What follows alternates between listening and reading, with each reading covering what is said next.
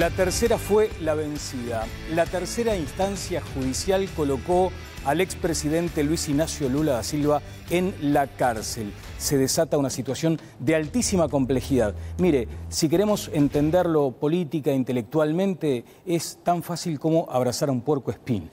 Más o menos de eso se trata también el debate que se genera hoy en Todas las Voces, que tiene como invitado al señor senador Pedro Bordaberry, que ya está con nosotros, al que saludo con gran gusto. ¿Cómo anda, Pedro? Gracias por la invitación. Gracias a usted por su presencia. Voy a tener el panel comentando esta situación de Brasil. Apenas un apunte de contexto, Vivi. Sí, sin duda es la noticia que está concentrando la atención a esta hora en todo el mundo y que tiene una actualización además permanente. A esta hora en varios puntos de Brasil hay movilizaciones de miles de personas y ocurre horas después que el juez Sergio Moro decretara la prisión para el expresidente de Brasil, Luis Ignacio Lula da Silva. Moro le dio a Lula hasta mañana a las 17 horas para que se presente ante la Policía Federal en virtud de, bueno, quién es, el cargo que ocupó. Y esto se da tan solo 17 horas después que el Supremo Tribunal rechazara el recurso de habeas corpus que había presentado Lula para evitar la prisión por lo menos hasta que agotara todas las instancias de recurso ante un tribunal superior. Vamos a titular los comentarios del panel porque esto vendrá luego de la entrevista con el señor senador Pedro Bordaberry. Voy a tener los comentarios en titulares del panel. Antes me quiero ir contigo, Jimena, porque tenemos un sondeo abierto a esta hora. Sí, Daniel, buenas noches para todos y buenas noches para ustedes que están conectados con nosotros vía Twitter, @TodasLasVoces4. Ya mismo y hace unas horas tenemos abierta una encuesta que voy a pedir que me den los resultados parciales. Tienen que entrar al hashtag Opino en TLB. ¿Cómo valora la política en seguridad pública y sus resultados? Tenemos una hora más de encuesta y por ahora los resultados son: el 4% opina que la seguridad pública es muy buena, el 8% expresa que es buena, el 19% que es mala y el 69% afirma que es muy mala. Bueno, ese tema estará también en el panel. Conrado, sobre la situación de Lula.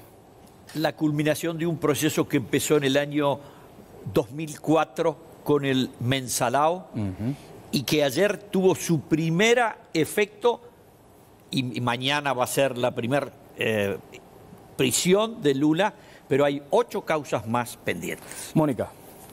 Es difícil decirlo, ¿no? Me parece que la verdad está siendo una víctima en esta situación, que la política está primando. La verdad está siendo una víctima. Sí. ¿No se está diciendo la verdad o directamente se está mintiendo? No, lo digo en el sentido del protagonismo de la verdad. Parecería que es lo que menos importa. Ajá. Lo que más importa en esto es quién tiene razón, quién defiende a quién y quién está en contra de quién, como si esto fuera un clásico. Se está viendo como un partido de fútbol, eso nos preocupa, nos angustia por la democracia. Y es un panorama muy complejo. Oscar, un título nada más. Brasil duele. Uno puede opinar del fallo judicial. Vamos a un tema futbolístico. ¿Fue penal, no fue penal? ¿Lo tocaron en el área? Ahora, cuando en los días previos los principales comandantes de las Fuerzas Armadas salen a decir, y militares retirados influyentes, con el peso que tienen en Brasil, si no va preso, tomamos las armas. Bueno, es como que el juez cobre el penal con un revólver en la cabeza diciéndole o cobras penal o te disparas. Todo esto va a estar en el panel, todo esto en el panel. Vamos directamente al disparador de este momento, luego la entrevista con el senador Pedro Bordaberry sobre inseguridad. Aquí está.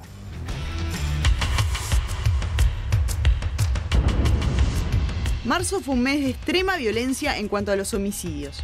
Terminó con 37 personas asesinadas, lo que constituyó todo un récord desde que el Ministerio lleva estadísticas de criminalidad. Y abril no comenzó con un panorama muy alentador. En los primeros 4 días del mes hubo 7 homicidios, según datos del Observatorio de Criminalidad de la Fundación Propuestas, vinculada al sector Colorado Vamos Uruguay. En los primeros 90 días del año hubo 107 homicidios, lo que arroja un promedio de más de 1 por día.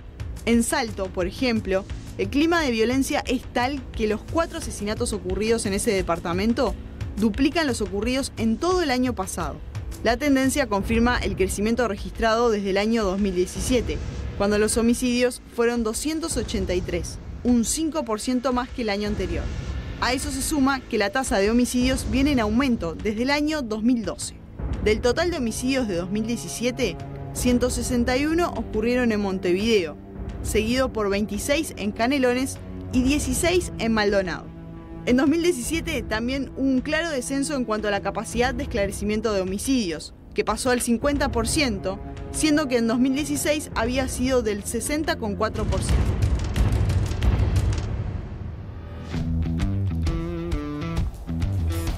Por estos temas es que el senador Pedro Bordaberry convoca al Parlamento en lo que será la 9ª interpelación al ministro y cuyo resultado, en términos de votos, ya se conoce. El ministro será respaldado por el Frente Amplio. Esto lleva a preguntarse si el instrumento es válido.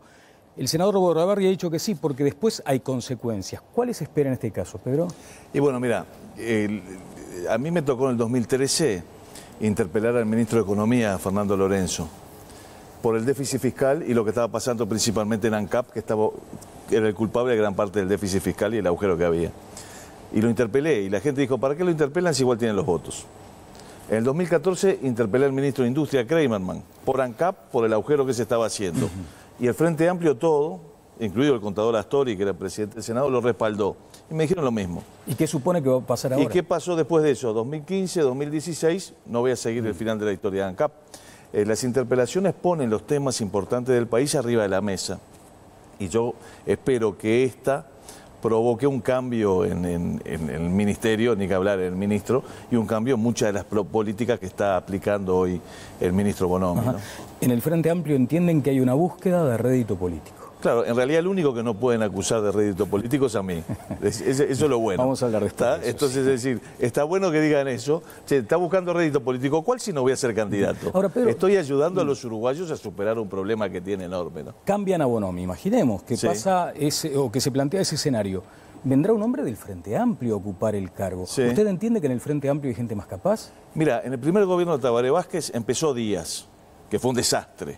Fue el que largó los precios a la calle, ¿te acordás? La ley de descongestionamiento. Tan desastre fue que Vázquez lo cambió.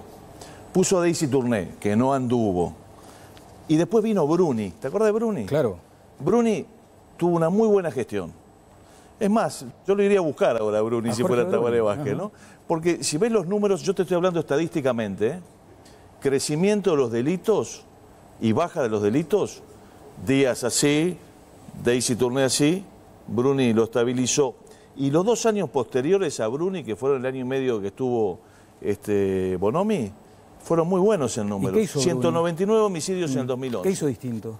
¿Qué? ¿Qué hizo distinto? Y yo creo que él mandó a la policía, en primer lugar. Y sobre todo es previo al año 2012, que es el año del desastre. ¿Bonomi no manda?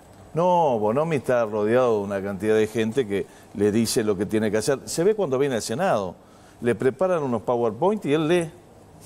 él lee lo que tiene que decir. Es increíble. Pero más allá de eso, el gran problema es el año 2012. En el año 2012, el señor Bonomi instrumentó una serie de cambios de políticas que fueron muy malos y que la estadística hoy, numéricamente, están mostrando que fueron malos. Por ejemplo, que vos mostrabas del esclarecimiento de los delitos. Él cambió el sistema de investigaciones de la policía. Lo cambió. Cambió el sistema en los cuales se ponían los recursos cerca de la gente. La fortaleza de las comisarías, los recursos en las comisarías, lo cambió. Y hoy en día los resultados están diciendo que esa reforma del 2012, 6 años después, 5 años después, ha provocado gran parte de los problemas que hoy tenemos. Un ministro que no manda y que además genera impunidad. Bueno, un ministro que además... tiene nepotismo, tiene vínculo con la barra brava del fútbol, es un escándalo. El Ministerio del Interior, además de todo, es un relajo. ¿Promueve la impunidad? Porque sabe que el otro día estaba leyendo... Que promueve la impunidad es una palabra muy fuerte. Yo creo que su ineficiencia y su mala gestión obviamente facilita la impunidad. Porque fíjate, que se veía ahí en la placa, de cada 2 homicidios hay uno que no se aclara. O sea que cada 2 personas que matan una zafa, y según los datos, del 100% de los delitos, agarran a 9%. O sea que de cada 10 que delinquen, 9 zafan. Y de ese 9%, a 9 agarran. Está bien, de 10, 9 zafan. Pero ese 9% que agarran, procesan al 4%. Entonces, si vos delinquís y tenés un 4% de ir preso, es un aliento a delinquir tremendo. Si no mejoramos esas cifras, ¿sabes cuánto es el esclarecimiento en Japón? 100% de los homicidios. No nos comparemos con Japón. Pero comparémonos con países, con Chile, 70, 75. Hoy tenemos el 50. ¿Pero qué hacen ellos distinto? Yo creo que trabajan de otra forma. Porque Bonomi, ¿qué es lo que hizo? Quiso cambiar la policía que investigaba, que conocía sobre todo los delincuentes y su proceder mucho más, por las escuchas. Entonces dijo, con las escuchas voy a arreglar todo. Pongo el guardián, hago el no sé qué, y además hizo otro problema enorme. Centralizó mucho, sacándolo de donde estaba el delito. Es decir, al no tener, por ejemplo, los patrulleros, centralizarlos y no tenerlos en las comisarías, en realidad vos ¿qué estás sacando? La prevención. Porque tenés que pedir que vaya el patrullero cuando ocurre el delito. Entonces siempre estás reaccionando, no anticipándote. Es una gestión de la peor de la historia, y lo peor que la estamos pagando en muertes de uruguayos, ¿no? Hay un trabajo académico que indica que, por ejemplo, si se mantiene esa percepción de impunidad, hay una expansión del delito, porque el delincuente empieza a pensar que no habrá castigo sobre eso. Es que es lo que está pasando. Eso es lo que está pasando hoy. Sí, claro. Claro, pero te lo estoy diciendo. Si el tipo que mata tiene 50% de zafar, y si el tipo que comete cualquier delito tiene 1 en 10 de que lo agarren, ¿qué estás alentando? A que, digo, eso es tan claro como te lo dice la estadística, ¿no? Y allí está y son esa los datos postura, del Ministerio del Interior, no los míos, ¿eh? Sí. Está claro. Y está la postura esa de la inflación punitiva. Dicen, bueno, la derecha lo que busca muchas veces, o los partidos conservadores lo que buscan es la inflación punitiva, y que con eso van a resolver los problemas. No alcanza solamente con aumentar penas, pero es necesario. Y más, hay varios del Frente Amplio que coinciden. Por ejemplo, los beneficios a los reincidentes. Este que mató el otro día al comerciante en Salto, tremendo, ¿no? ¿Viste? El muchacho ese salió, le pagaron el balazo. ¿Sabes cuántos antecedentes tenía el que lo mató? 8. Una persona que tiene 8 antecedentes no puede estar en la calle, no puede tener libertad condicional, no puede tener beneficios, no puede esperar la sentencia en libertad. Me parece que son cosas sensatas. Esto empezó con Díaz y Tabaré Vázquez y el Frente Amplio, y aquella concepción naif que tenían cuando asumieron el gobierno, que dijeron, nosotros nos vamos a reprimir. Y es un error. Hay que reprimir. No solo reprimir, pero no podés renunciar a la represión. Una buena política de seguridad tiene prevención, disuasión, represión. Vos tenés que tratar de llegar a través de la prevención y la disuasión a que no haya represión. Es decir, haces un plan para que la gente no delinca, para que los delincuentes no delincan. Haces un plan de disuasión con presencia de policías, etcétera. Ahora, si pese a eso uno agarra el revólver y va a un comercio y le pone a la cajera el teléfono, el revólver acá, ¿qué tenés que hacer? Reprimir a esa persona. Ahora, si vos renunciás a la represión de antemano, no hay plan de prevención o disuasión que funcione, porque el delincuente va a decir, fíjate ahora, van a poner balas de goma en los patrulleros, y lo anuncian. A ver, pobre el policía, que le ponen balas de goma, y el delincuente sabe que tiene balas de verdad. Él sabe que si le tira al policía no le va a hacer nada. El otro día estuvo por la calle, favor, sí, estuvo la calle acá el martes, y decía, entre otras cuestiones, que había que medir aquellas medidas que se estaban solicitando, en alusión, por ejemplo, a esta convocatoria de Jorge Larañaga para extremar algunas penas, para que la policía participe con los militares en el patrullaje, y para la prisión perpetua para algunos delitos graves. Perpetua, aunque revisable. Pero cuando estuvo en la calle, lo tengo a Óscar Andrade aquí, manifestó algunas cuestiones que le llevaron a reflexionar a Andrade respecto a la raíz social de aquel que comete el delito. ¿Cómo se atiende eso? ¿Y usted entiende que hay una incidencia allí? Mira, yo creo que indudablemente que hay, pero cuidado, cuidado. La mayor inseguridad no la sufren los que tienen mucha plata. La mayor inseguridad la sufre el que tiene menos.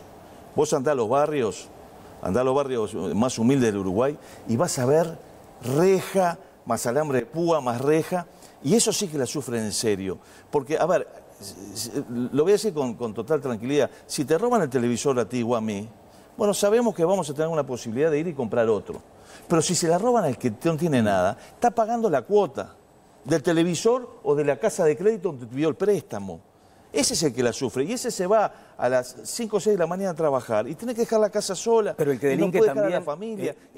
Lo Pedro, que hoy estamos sufriendo. Lo que yo le preguntaba era eso: el que delinque también tiene muchas veces un ámbito que no le favorece hacer otra cosa que no sea delinquir. A ver, decir que los que delinquen son solamente los que no tienen dinero es un error enorme. El que delinque es el deshonesto. el pobre, el de clase media y el rico. Es así, que nadie cometa la imprudencia de decir que es culpa de que la pobreza resulta que por eso delinquen. No me parece que sea así y sería una injusticia con la enorme mayoría de los uruguayos, trabajadores, que le meten para adelante todos los días, que no tienen muchos recursos, decir que porque están en esa situación delinquen.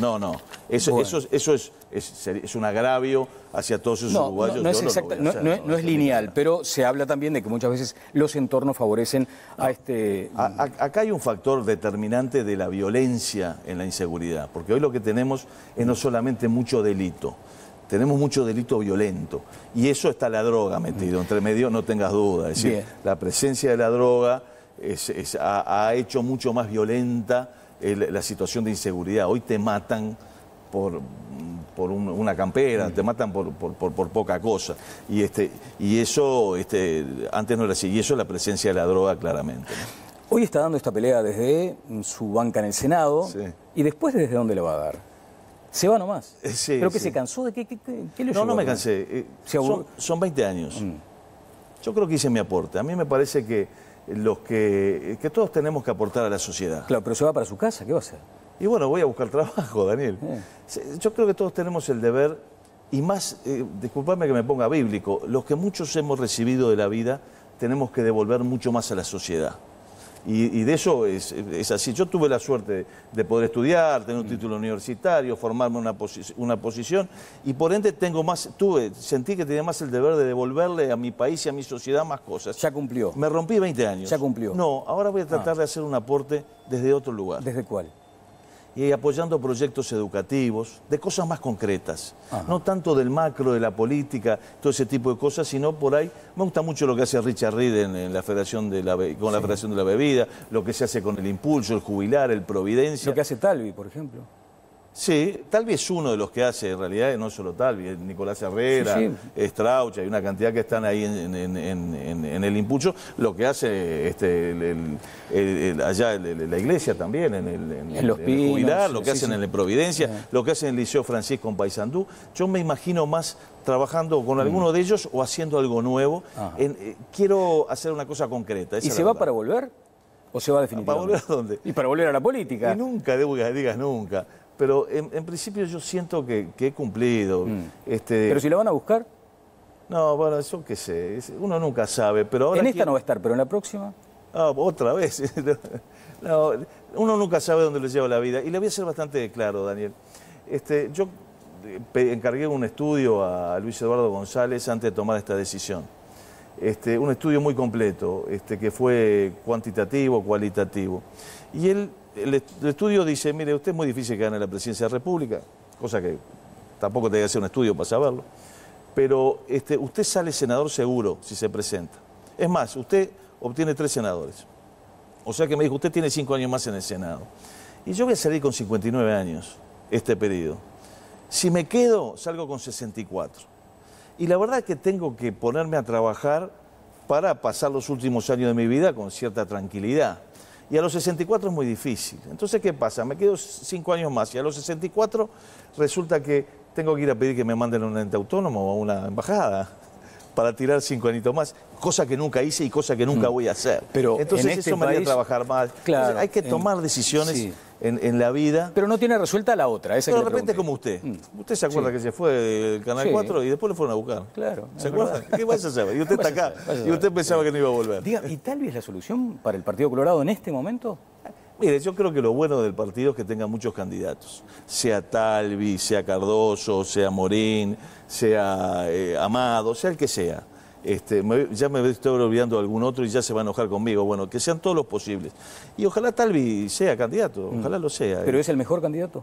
No, yo no me voy a pronunciar, porque yo dije que no voy a participar en la interna. Y si yo digo el mejor es estoy participando y me estoy traicionando. Sí. ¿Sigue enojado con Fernando Amado o limaron asperezas? No, yo en realidad con él no tengo relación alguna. Directamente no tengo relación. Pero lo mencionó como opción en el partido. ¿Cómo? Lo menciona como opción también. Bueno, es lo que dice la noticia. Sería negar la realidad. ¿No? Pero ¿se sintió que traicionaba ahí? Bueno, lo dije públicamente en su momento, no quiero entrar más en polémica, porque ¿sabe qué pasa? Si empiezo a hablar de él o del que sea, estoy participando en la interna, y como no voy a participar, no debo hacerlo. Ajá. Tengo mis opiniones, obviamente, y a alguno de ellos voy a votar. Y sí. Ah, claro. No, pero usted me había dicho acá en una entrevista en Telenoche que tal vez le pareció un buen candidato. No, sí, me parece. Perdón, es una persona muy formada. Claro. Ni que hablar. Es un hombre que domina los temas económicos, domina los temas educativos, domina los temas de inserción internacional, domina los temas de seguridad. Pero me quedó una duda. ¿Usted no se va a pronunciar ni aún en la campaña electoral sobre un candidato? Y yo qué sé, y de repente uno que gana y digo, bueno, che, hay que votarlo, pero hoy no estoy... No quiero participar de la interna, eso es lo que no quiero, participar de la interna, porque si empiezo a decir, creo que este es el mejor o creo que este es bueno, que lo diriman internamente. Bueno, aquí el Partido Colorado puede asumir una relevancia estratégica importante en las próximas elecciones si no se alcanzan mayorías parlamentarias. ¿Usted estaría dispuesto, por ejemplo, usted no, pero digo, el Partido Colorado debería considerar la eventualidad de participar del gobierno del Frente Amplio si renueva el mandato? Mire, nosotros siempre hemos participado de todos los llamados que nos han hecho, incluso de acuerdos partidarios. Firmamos al comienzo del gobierno del señor Mujica, firmamos acuerdos de seguridad, acuerdos de educación, una cantidad de cosas que no se cumplieron, lamentablemente. Y cuando ahora el presidente Vázquez convocó con el tema de seguridad hace 1 año y medio o 2, fue el secretario general del partido a trabajar ahí también.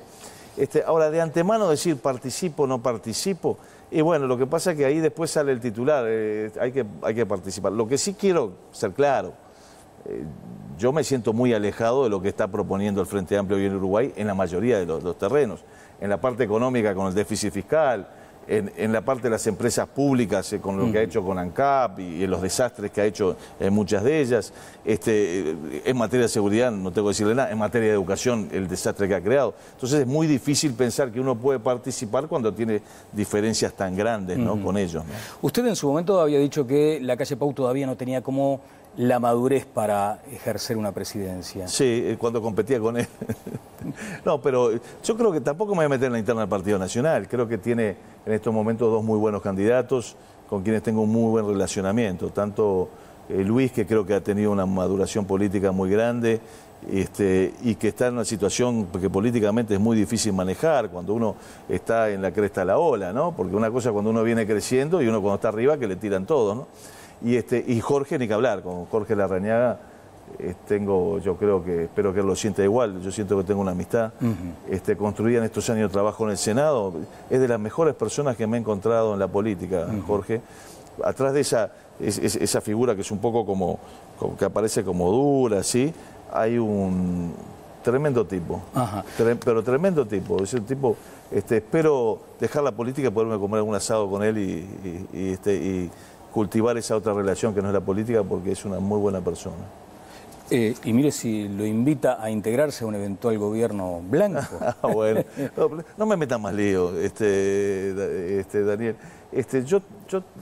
Uno tiene que tomar decisiones con cierta perspectiva. Yo la vez pasada, antes de ser candidato, así lo hice, y dudé mucho en ser candidato la última vez. Y al final, bueno, por la situación en que estábamos, el partido y todo, lo fui. Y esta vez con tiempo tomé la decisión. Después, ¿a dónde le lleva a uno la vida? Bueno, no lo sabe, ¿no? Pero en principio yo me veo más, estoy tratando de integrarme de vuelta yo era docente universitario. Claro. Ahora tengo la suerte que la George Washington University me ha designado profesor permanente. Sí. Allí va a hablar de ética y política y de ética y derecho. Sí. Algo así. De todo eso, sí. ¿Dónde hay menos ética, en el derecho o en la política? ¿Qué? ¿Dónde hay menos ética, en el derecho o en la política? No, depende de usted a quién adhiera, Daniel. Si usted sigue a los griegos, va a decir que ética y política es lo mismo. Ahora, si usted va a leer a Nicolás Maquiavelo, él es el que armó el lío, pero si lee a San Agustín, a los griegos, etcétera, va a ver que es lo mismo. Y yo creo que ese es el gran tema que necesitamos hoy en el Uruguay y en toda América, y que me parece que en el mundo, ¿no? Plantearnos un poquito más la ética de la responsabilidad en la política, y en eso tenemos mucho para trabajar. Bien, le agradezco estos minutos, vamos a tenerlo más adelante aquí seguramente. Decía Andrade, ¿duele Brasil? ¿Le duele Brasil? Sí, ¿cómo no va a doler Brasil? La situación en que se encuentra Brasil tiene que doler. Y tiene cosas muy duras, porque nunca es bueno que un expresidente tenga 8 causas y termine procesado. Hoy veía el apartamento que tiene, ese triplex ahí en la playa, una cosa tremenda, que es por lo que lo están procesando ahora, pero tiene 8 causas más. Pero hay una cosa buena también en esas cosas, y es la independencia de la justicia. Esa independencia de la justicia procesando a un expresidente del partido que llevó al poder al actual presidente y a la expresidenta, porque no nos olvidemos que Temer es la compañía de Fórmula de Pero Dilma. los jueces son designados por los políticos. Bueno, está bien. Acá son designados con la venia los políticos en el Uruguay. También. Pero a diferencia de otros países, Uruguay y Brasil tienen, yo creo que una independencia y un valor de la justicia muy grande. Y es que se ha avanzado sobre jerarcas políticos del gobierno de turno. Y eso habla de una independencia judicial tremenda. Se podrá estar de acuerdo o no, pero acá, en el periodo pasado, procesaron a un ministro de Economía y un presidente del Banco de la República. Y ahora renunció un vicepresidente de la República y hay un pedido de procesamiento sobre un vicepresidente de la República y varios directores. Eso habla de una independencia de la justicia aquí y una independencia en el Brasil, que, por ejemplo, nuestros vecinos del Plata, por lo general, recién empiezan a saltar las cosas cuando cambian los gobiernos. Aquí en el Brasil la justicia avanza sin importar quién esté en el gobierno. Y eso creo que es siempre rescatable. Muchas gracias. Perdón, Venezuela, ¿no? Ahí Venezuela ya ni justicia hay. Gracias, Pedro. Retuiteaste, Connie, el tuit de Pedro Bordaberry con respecto a ANCAP, porque me imagino que estarás totalmente de acuerdo. Que bueno, pero no, yo tengo que seguirlo con atención, y si me distraigo con el Twitter soy boleta. No, pero digo en el sentido que publicó que están celebrando... No, perdón, en realidad fue Pedro que me leyó a mí y dio la versión de él, porque yo lo que había puesto era precisamente una participación de Pedro en el Senado, donde decía, señores, nos acaba de confesar ante él que tiene unas cláusulas reservadas firmadas con el que está construyendo el Antel Arena. Eso solo hemos visto que no era el único caso, porque con la misma empresa ahora los abogados de Alur han descubierto que el gerente también las tenía con la misma empresa. Bueno, ahora te voy a preguntar por otra cosa, porque parece que... Bueno, gracias, Pedro. No, gracias por la invitación, un placer estar de vuelta con ustedes. Y la verdad que los veo, están muy buenas las polémicas que arman y cómo intercambian opiniones, porque me parece que el intercambio de opiniones... ¿Un comentario sobre la entrevista de Pedro? Sí. Brevísimo, porque mirá que, viste que Connie se va demasiado. ¿Qué es lo que me querés hacer? Lo dejás sin comentar. A ver, me parece medio contradictorio, que digamos, no se reprime, y cómo explicamos que no se reprime y duplicamos la cantidad de presos.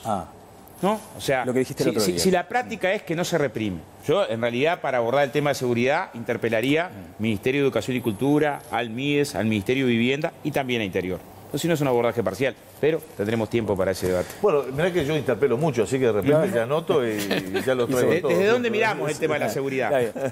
Jimena Sabarís, vamos con los resultados parciales de este sondeo, la pausa y venimos al debate. Sí, muchos temas sobre el tapete, entre ellos el de la seguridad, y veremos cómo es la opinión de nuestro público con el hashtag Opino en TLB. La encuesta que decía cómo valora la política en seguridad pública y sus resultados arroja unos resultados parciales de un 4% opina que es muy buena, un 7% que es buena, el 16% dice que es muy mala y llegamos a un 73% que afirma que cree que es muy mala.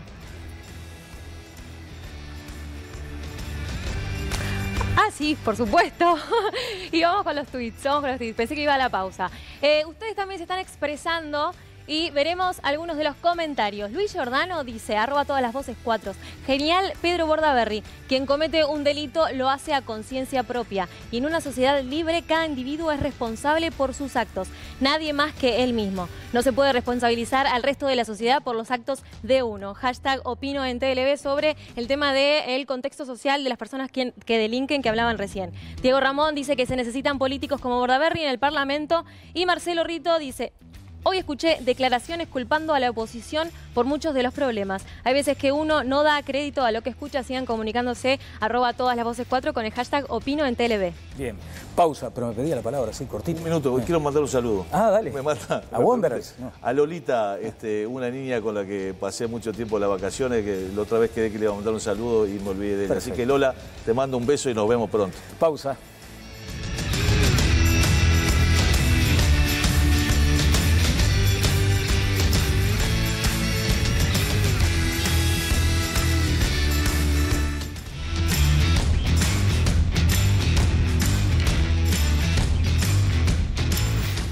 Seguimos con todas las voces. Estuvo el senador Pedro Bordaberry. Hubo brevísimas intervenciones. Yo te decía, Conrado, porque en su momento, en su cuenta de Twitter, Bordaberry dice: no pueden estar festejando el aparente superávit en ANCAP cuando estamos pensando en 400 millones sobre costo. Unos números que hemos estado ayudando a que aparezcan. Claro, 1.200 millones de dólares en 3 años. Sí, 400 el año pasado están hechas las cuentas. Ajá. Bueno, pero ¿qué otra cosa te llamó la atención de esa entrevista? No, a mí me parece que, a ver, es uno más bien filosófico, que fue la consideración sobre las causas del delito.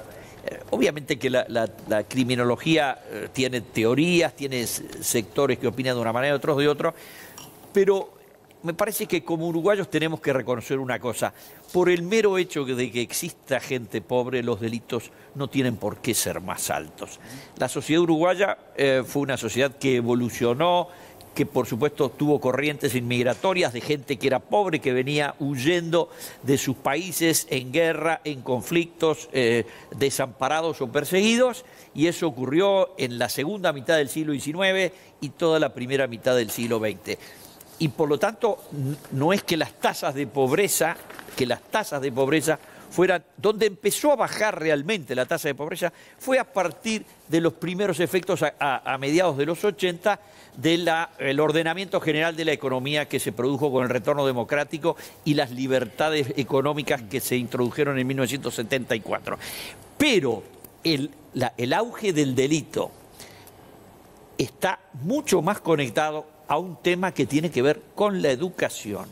Y eso es clarísimo, y por eso él dice, y me parece muy bien, es una ofensa para los más pobres plantear que la gente delinque porque vive en barrios pobres. ¿Y estás de acuerdo con eso? No, claro, es una caricatura. Yo creo que nadie va a plantear que alguien es delincuente porque es pobre.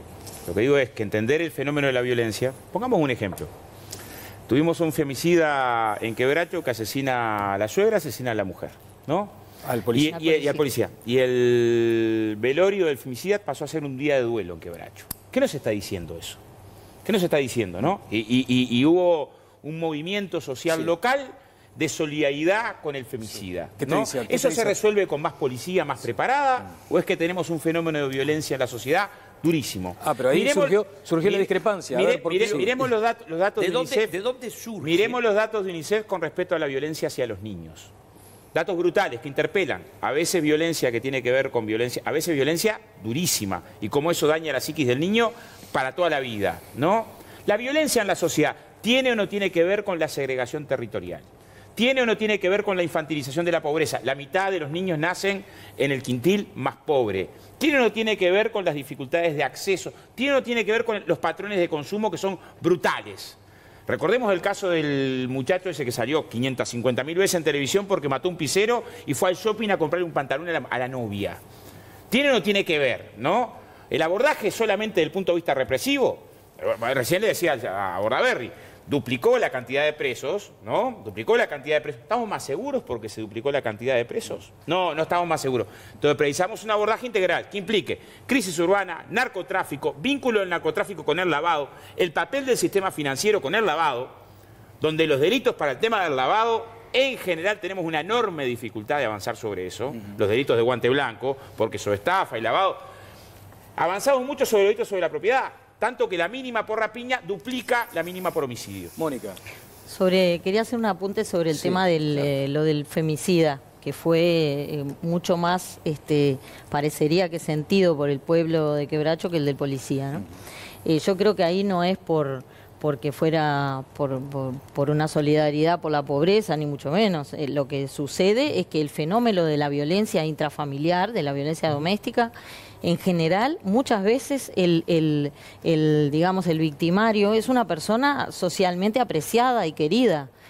Ha pasado con muchos prohombres de muchas patrias que después se ha sabido que eran personas o abusadoras o golpeadoras. Acá un alto integrante del Poder Judicial que era golpeador. Yo lo entiendo Entonces, hasta el día a veces que asesinó a alguien, ¿no? Claro. Lo que no entiendo es después que asesinó.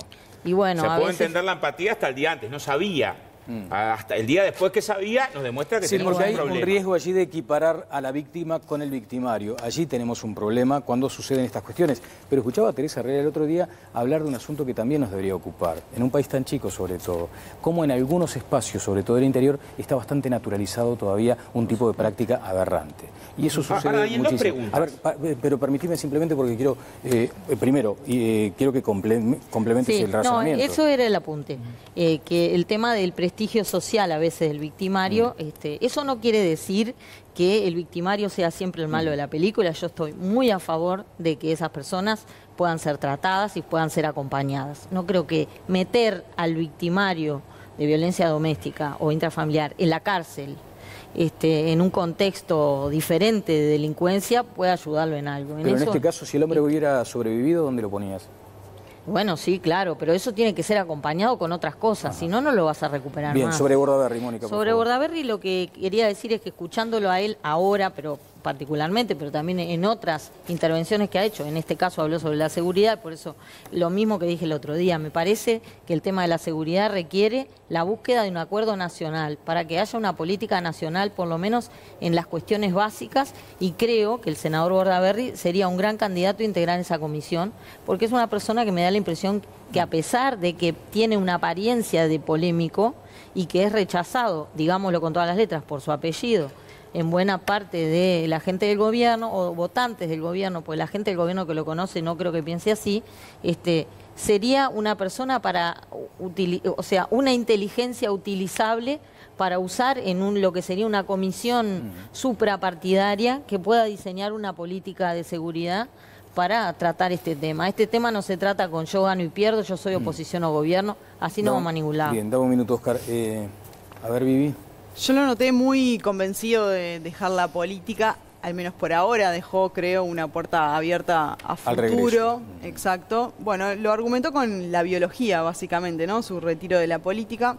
Creo que habló muy bien de los dos precandidatos a la presidencia por el Partido Nacional, incluso hasta mejor que de los posibles candidatos de su propio partido. En cuanto a la seguridad, bueno, una postura totalmente crítica que ha venido manteniendo en el tiempo. No anoté ninguna virtud de la gestión del ministro Bonomi, no mencionó ninguna Bordaberry, y bueno, por allí es un dato que también llama la atención. Casi que de fracaso. Sí, a ver, desde el golpe de Estado a que asume el Frente Amplio, o sea, 1973-2005, todos los delitos crecieron. O sea, no pararon de crecer. Miramos el periodo de la dictadura, crecieron todos los delitos. Miramos el periodo del primer gobierno de Sanguinetti, crecieron todos los delitos. Miramos el periodo del gobierno de la Calle, crecieron todos los delitos, crecieron los homicidios, crecieron la rapiña. Miramos el periodo del segundo gobierno de Sanguinetti, primero, siguieron creciendo todos los delitos. La tendencia de los delitos creció durante todos esos periodos. ¿Y la respuesta cuál fue? Una respuesta específica. Incremento de pena, colocar el costado del ángulo represivo, y se sigue fracasando, ¿no? O sea, hoy no hay menos penas que las que había en el año 2005. Hay más penas que las que había en el año 2005. Se han incrementado las penas. No está por ahí el debate y la solución. Sin embargo, seguimos entendiendo que el incremento de penas nos va a hacer sentir más seguros casi que mágicamente, lo que yo considero que es un gran error, ¿no? Es para mí la confusión que exhibe Oscar es suponer que el encare del dramático tema de la seguridad en la sociedad uruguaya es monodimensional. Nadie está diciendo que es una sola la dimensión, la extensión de las penas eventuales para ciertos delitos aberrantes, la extensión. Por ejemplo, yo escuchaba en estos días, y creo que también lo escuché a Pedro decir eso, ¿cómo puede ser que haya menores que por la legislación, como contó hoy el caso, se le borran los antecedentes. Esas cosas estaban incluidas en la famosa proyecto de los colibríes, que salió negativamente, pero que tenía un contenido razonable, además de la institucionalización. Ahora, ¿era distinto cuando era en gobierno, Conrado? No, pero lo que pasa es que para el crecimiento de una variable, el crecimiento de una variable no quiere decir que es todo igual. Hay crecimientos con diferencias de tasas. Y los crecimientos de las diferentes tasas muestran la ineptitud o incapacidad, porque además, cuando comenzó el gobierno del doctor Lacalle en el año 90, que había 3.000 presos, cuando retornó la democracia, había cero presos, porque fueron liberados todos los 2.500 que había. En voz baja, Mónica acaba de decir algo, lo mismo de siempre.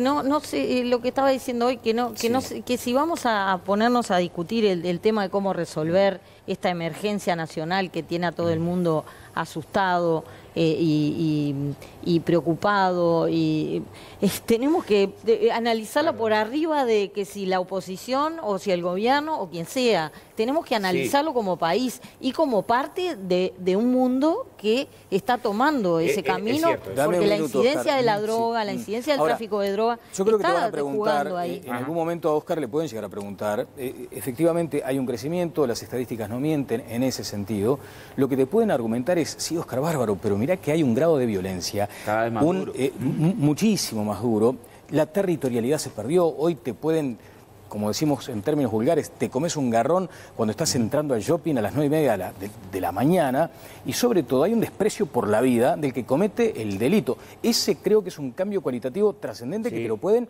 Es un drama, el tema de la violencia en la sociedad es un drama y hay que abordarlo de varios lugares. Hay que abordarlo desde el punto de vista de la educación, hay que abordarlo también desde el punto de vista de la represión. Yo lo que digo es que no me puede venir a dar lesiones a alguien que cuando fue gobierno creció la tasa de homicidio un 27%. Pero también el contexto social era otro. Creció un 27%. Del 90 al 94 la tasa de homicidio se multiplicó un 27%. Entonces, si cuando yo gestioné la seguridad, lo que tuve de resultado es que de cada 100 muertos que había al año por homicidio pasó a haber 127. No puedo venir como que me las sé todas, porque parece que nunca hubiera gobernado. Y creo que hemos errado en el enfoque todos los partidos y también el Frente Amplio, donde en general cae en esta lógica de decir, incremento las penas. A ver, me pide la palabra Mónica, con esto estoy cerrando este tema. Era otro mundo, era otro contexto, pasaban otras cosas. A veces parece que nosotros no tomamos conciencia, cuando hablamos de los gobiernos anteriores y de esto, de que nosotros no somos un ente autónomo del resto del mundo. El mundo ha cambiado mucho. Estamos en el medio de una revolución impresionante que ha traído cosas maravillosas y que ha traído cosas horribles, y que no podemos analizar las cosas en función ni partidaria, ni de lo que fue el gobierno anterior, ni lo que es porque entonces así no vamos a llegar a ningún lado. Hay como margen para decir, bueno, no seamos ingenuos, esto en última instancia se resuelve en términos políticos, cada uno empieza con ese tironeo. Lo que sí tengo hay gente que tiene la percepción es de que hoy vivimos en una sociedad muy asustada, y eso no sucedía hace algunos años. Jimé, tenemos algunos tweets allí y luego quiero ir a Brasil. Ya queda este tema como cerrado. En principio lo vamos a seguir tratando naturalmente. A ver, Jimé. Sí, seguimos recibiendo opiniones muy variadas de nuestros televidentes y vamos a leer algunas de ellas en el hashtag OpinoEnTLV. Marcelo dice, lo que dice Andrade, que la solución va por otro lado, es cierto. Es importante trabajar en lo social. Lo que no cierra es que si el gobierno mejoró tanto las situaciones de pobreza, equidad e igualdad, deberían haber menos delitos. Sin embargo, estamos peor. No cierra, dice Marcelo. Ebert Fontoura, las políticas de seguridad del Ministerio del Interior son un éxito. Reprobación de las políticas, 89%, aclaración 4% de los delitos. Y por último, Gabriel Martínez. Lamentablemente, y no es por defender a Bonomi, pero la culpa de lo que está pasando no es toda y únicamente de él. Las leyes no las escribe él, ni él es el que tiene que aplicarlas. La culpa es de las leyes que tenemos en este país y de los jueces, que son quienes no hacen lo debido. Sigan opinando y sigan participando en nuestra encuesta que queda hasta el final del programa. Bueno, hay quienes dicen que leyes hay de sobra, que hay leyes para todo y que cada vez que hay una situación alarmante se vuelve a la ley. Pero el asunto es que después las leyes no se cumplen o se cumplen a medias. Hay manifestaciones del propio fiscal Subía que van un poco en ese sentido. Vamos a ver a Lula. ¿Qué está haciendo en este momento el expresidente de Brasil, Luis Ignacio Lula da Silva, luego de una jornada que va a ser seguramente de las más difíciles que le ha tocado vivir en su vida política? Una vida política que ha tenido obviamente grandísimos cimbronazos, pero hoy es un día particular. Lula va a ir preso. Aquí tenemos lo que es la manifestación de respaldo y aparece el expresidente Lula saludando a quienes lo han ido a saludar. Creo que está ahí en el centro metalúrgico, ¿no? En el sindicato de los metalúrgicos. Hoy fue una jornada muy compleja para el expresidente y lo que viene todavía va a ser más complicado. Hay una pregunta que ahora ocupa a todos los analistas. ¿A un preso puede ser candidato? Lo vamos a ver seguramente más adelante, pero creo que hay una posibilidad. Vivi, ¿qué pasó realmente? Bueno, vamos a resumir estas 24 horas que realmente fueron muy intensas. Lo último que ocurrió es que el juez Sergio Moro decretó la prisión del expresidente de Brasil, Luis Ignacio Lula da Silva. Le dio hasta las 17 horas de mañana para presentarse ante la Policía Federal. Y en este documento, que es el que redactó Moro, estableció algunas condiciones, ¿no? Por ejemplo, que casi que algunos beneficios, digamos. Sí, también, ¿no? Que la entrega sea acordada entre su defensa y los responsables de la Policía Federal en Curitiba y que en ninguna hipótesis se utilicen esposas para detenerlo. Por su alta investidura, entiende Moro. Exacto. Además, por ese mismo motivo determinó que Lula sea recluido en una celda especial, aislado de otros presos por medidas de seguridad. Esto se da 17 horas después que el Supremo Tribunal de Brasil, por un pequeño margen, 6 votos contra 5, resolviera negar la solicitud que había hecho Lula, el habeas corpus, para mantenerse libre, fuera de la prisión, hasta tanto no agotara su derecho a recurrir a otro tribunal superior. Recordemos que Lula había sido condenado a 12 años de prisión en enero por el delito de corrupción. Una condena en segunda instancia. ¿De qué se lo acusa en esta causa? De haber recibido un apartamento de la constructora OAS a cambio de contratos con la petrolera estatal Petrobras. Además de esto, por lo que Lula va a prisión, tiene otras causas judiciales, todas en el marco de la causa, de la mega causa Lavallato. Lo que decía Conrado, 8 Exacto. le esperan, sí. En lo que es acusado de distintos delitos, corrupción, como en este caso, lavado de activos, obstrucción a la justicia, entre otros. Sin duda que, bueno, estamos viendo, o veíamos recién lo que estaba ocurriendo en este momento. Desde hace algunos años la sociedad brasileña tiene heridas muy importantes. Para muchos, esta resolución del del Superior Tribunal y del juez Moro, sin duda es una venganza de la élite contra el obrero metalúrgico sin estudios que logró gobernar, y para otros es, bueno, motivo de festejo y una demostración de que nadie está por encima de la ley. Bueno, vamos a hablar sobre algunos otros aspectos vinculados a la información de este día. Llamó la atención ayer la cantidad enorme de manifestaciones que hubo en contra del expresidente. De todos modos, también se anunciaban algunas a favor. De hecho, estábamos observando una. Pero si las elecciones, es lo que dicen, si las elecciones fueran ayer, Lula era el presidente. Oscar. Sí, varias cosas. A ver, Temer fue grabado pidiendo una coima, ¿no? Y Aécio Neves, el que desapareció de los medios, ¿no? Sigue siendo senador, también fue grabado. Mirale la cara, te pido que le mires la cara a Mónica. Aécio Neves también fue grabado pidiendo una coima. Y de hecho, este mismo Tribunal Federal, con el voto contrario, o sea, justo el voto que definió de la presidenta del tribunal que desequilibra en contra de Lula, fue el que salvó a Aécio Neves, que además lo salvó el Parlamento, una actitud vergonzosa. ¿Quién lo salva del juicio político a Temer? La bancada ruralista. La misma que recibe a la semana una reducción de la tasa de aporte patronal después de haber hecho una reforma de poda de los derechos laborales y de seguridad social en el Brasil. Están masacrando los pobres en Brasil. ¿Cuál es la prueba que hay que Lula recibió? ¿Hay un documento, algo? ¿Está a nombre de Lula el apartamento? Nada, nada. Una delación premiada de un corrupto. ¿Qué es lo que está pasando en Brasil? Acá tengo las tasas de desempleo en Brasil. Con las reformas neoliberales, esas del libre mercado de Temer, del 6,8% del desempleo al 12,6% del desempleo en Brasil, último dato disponible, que es febrero de este año. ¿Qué es lo que está pasando en Brasil? En 2 años se retrocedió 10, se duplicó la extrema pobreza, se duplicó la extrema. O sea, el resultado de Temer y esas políticas neoliberales al servicio de la pequeña minoría brasileña, que es la que está festejando, lo que ha generado, entre otras cosas, y es por eso que Lula ganaría las elecciones, es una masacre sobre los pobres. Ahora, Oscar, creció un ¿te pueden 53% de la pobreza. Sí, son 3 instancias judiciales las que determinaron que Lula mañana vaya preso. Son 3. Y en las 3 se advirtió, por otra parte, que hubo independencia de la justicia. De hecho, la presidenta del tribunal fue designada por el propio Lula en su momento. Lo acompañó Dilma. Lula, Dilma la designó, y Lula estuvo en el acto de posesión de la presidenta, que además tenía una cuestión de género, era la primera mujer en que iba a ocupar esa titularidad. Lo que digo es que sabemos eso, ¿no? Quienes fueron filmados pidiendo coimas, ¿no? Está uno de presidente y otro de senador, y Lula está procesado. Pero es terrible el escándalo de corrupción. Es tremendo. A ver, Conrado, contame porque te quiero a Mónica también. Cuando el episodio del Mensalao, en el año 2004, que se procesó en los estrados judiciales hasta el 2006, terminaron procesados las máximas autoridades del Partido Trabajista. ¿Tá? Las máximas autoridades, José Dirceu, íntimo amigo y colaborador de Lula y por supuesto con grandes conexiones en el Uruguay, genuino, tesorero, impresionante. El único que no le tocó en esa ocasión fue a Lula y todo el mundo decía, realmente es inexplicable que el gobierno esté comprando los votos de un partido que era el PTB para hacer cierta legislación. Se destapó todo el asunto, se compraban y además se asignaban partidas para publicidad y Lula no sabía nada.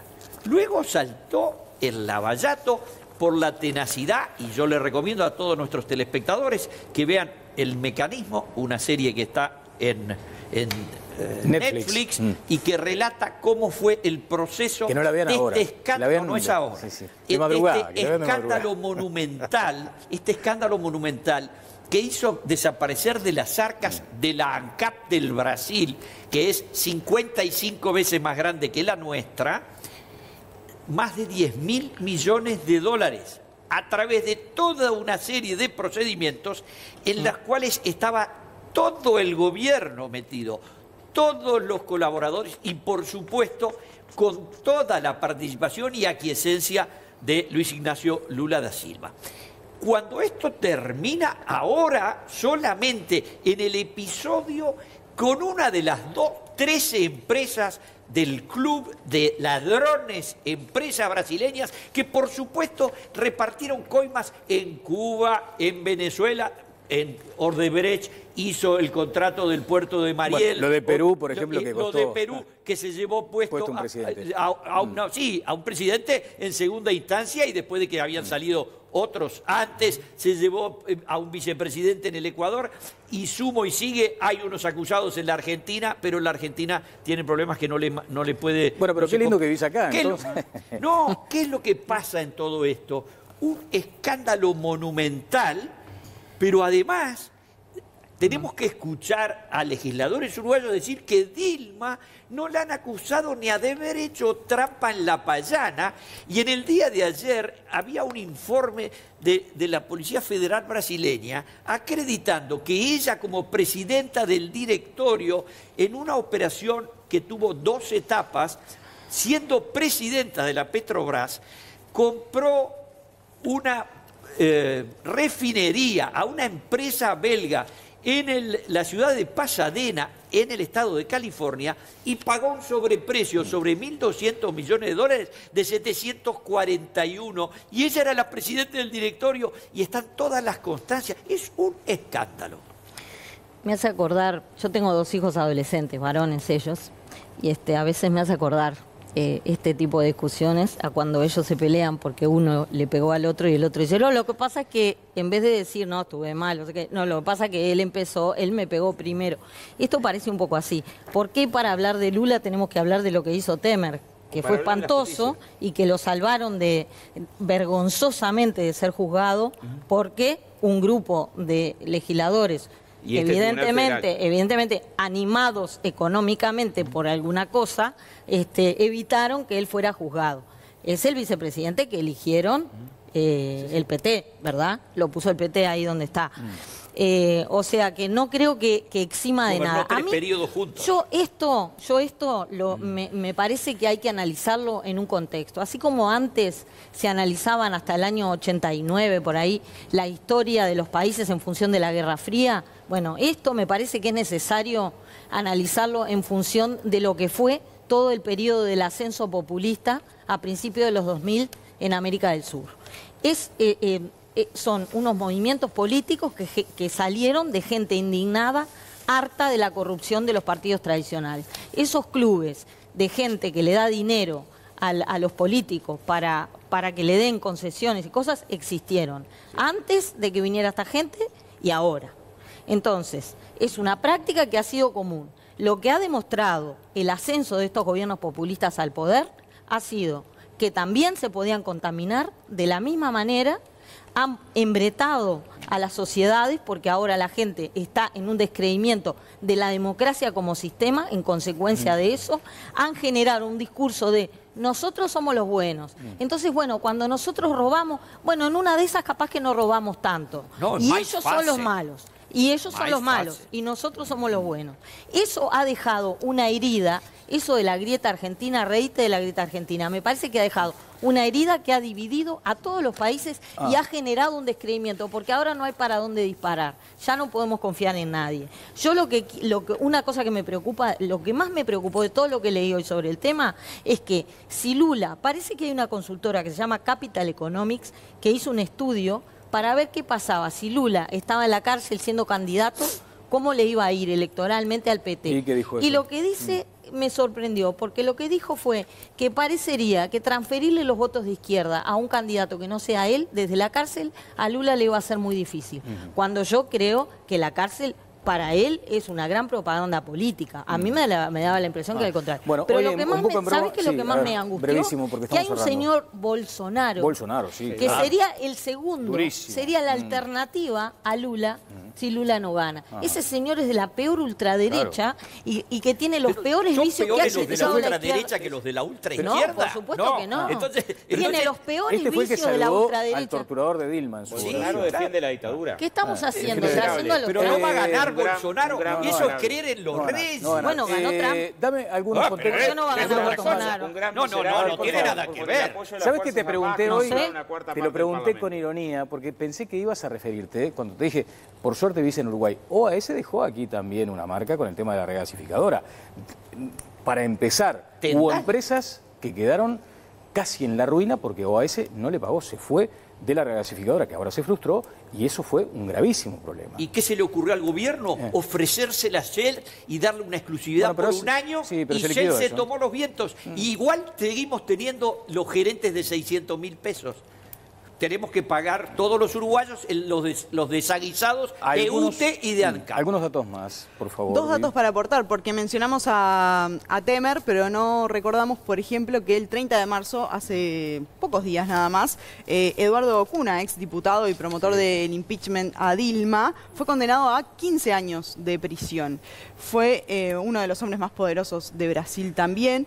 Y en ese momento muchos, celebraron esta decisión de la justicia, la misma justicia y en el marco de la misma causa que hoy, pide poner en prisión a Lula.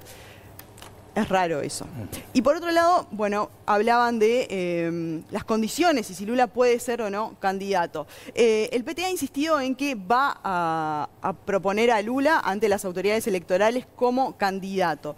Lo cierto es que la anotación de las candidaturas oficiales debe ser realizada en agosto. Sin embargo, la ley electoral lo que dice no permite que una persona ya condenada en segunda instancia por un órgano colegiado, como es el caso de Lula, sea candidato a un cargo electivo. En ese caso, el Tribunal Superior Electoral debería inhabilitar la candidatura de Lula cuando sea efectivizada por el PT. De todas maneras, hay una votación pendiente, me parece, ¿no? Del Tribunal Electoral que puede llegar a habilitarlo incluso. Pero es muy complejo eso. El último año asesinaron 61 dirigentes campesinos en Brasil, 5 el otro día gurises de hip hop.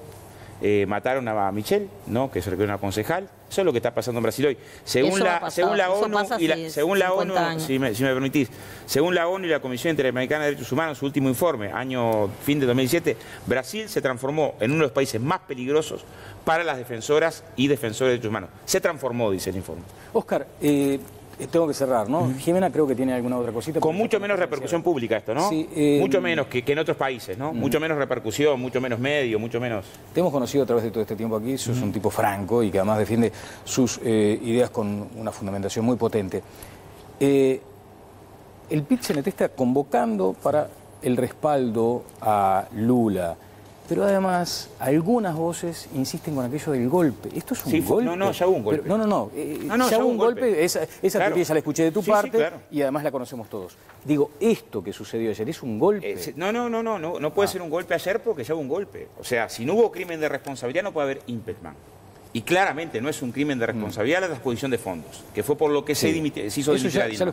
Así que no fue golpe lo de ayer. Claramente... Si me escucharon, yo hace 1 año y medio vengo diciendo cómo va a terminar esto, antes del proceso judicial. O sea, no hicieron el movimiento que hicieron para barrer a Dilma, para permitir que Lula sea candidato, que se ve que la gente en Brasil vive en un país distinto a ese que dice Connie, vive en este país que se duplicó la cantidad de gente en la pobreza extrema, ¿no? Que tiene un rechazo de las políticas neoliberales brutal y que es lo que... demuestran las encuestas que en cualquier escenario, contra cualquiera, en un balotaje, Lula sería candidato, sería presidente del Partido. Pero hace los actos más grandes festejando que Lula fue preso. ¿Qué opina la gente de este tema en particular? Y ya cerramos, a ver. Contarles las expresiones y las opiniones de nuestro público. Mariela Ascasino dice, ¿por qué la izquierda no reconoce que están también en la corrupción como lo ha estado la derecha? Hablen del presente que les compete y no de los de antes. Háganse cargo de los que les toca. Ariel opina en todas las voces 4. Andrade, no puedes defender a Lula con esos argumentos. Es la corrupción hecha carne Brasil. Y Diego Ramón, lo ejemplar en el caso de Lula es la impecabilidad de la justicia brasilera. La maestría. Sigan comunicándose en el hashtag Opino en TLV. Bueno, ¿querías hacer un apunte final? No, ahora que dijeron la maestría, vi que por falsear un título de máster, la alcalde de Madrid le están por pegar una patada allá. Exacto. Bueno, muy bien. Señores, hasta aquí ha sido esta entrega de Todas las Voces, la segunda entrega de este nuevo ciclo 2018. El próximo martes estará aquí Daniel Martínez, el intendente de Montevideo y el candidato del... El otro día habló muy bien Oscar Andrade como... Es uno de los posibles candidatos. Otro es él, Andrade... Y, será la primera vez en la historia que tengo un alumno candidato a la presidencia. ¿Cuándo fue alumno? ¿Ah, sí? Sí, en el año de 1979. Se me entra a caer como candidato. En el año de 1979. Bueno, hace como Mujica, los nombra para que caigan. En 1979 yo era el profesor adjunto de una materia de 5º año de la Facultad de Ingeniería que se llama Investigación Operativa.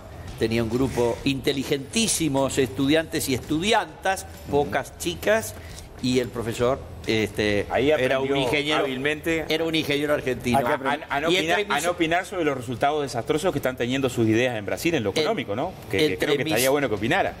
Porque yo lo escuché el año pasado defender los 20 años de recorte del gasto social, de congelamiento aumentó el desempleo, aumentó la pobreza, aumentó la pobreza extrema. Muchas gracias. Nos vamos a ver el próximo martes. Que disfruten de estos días que vienen, sobre todo el fin de semana. Pero el martes está aquí Daniel Martínez a las 10. Que pasen todos muy bien.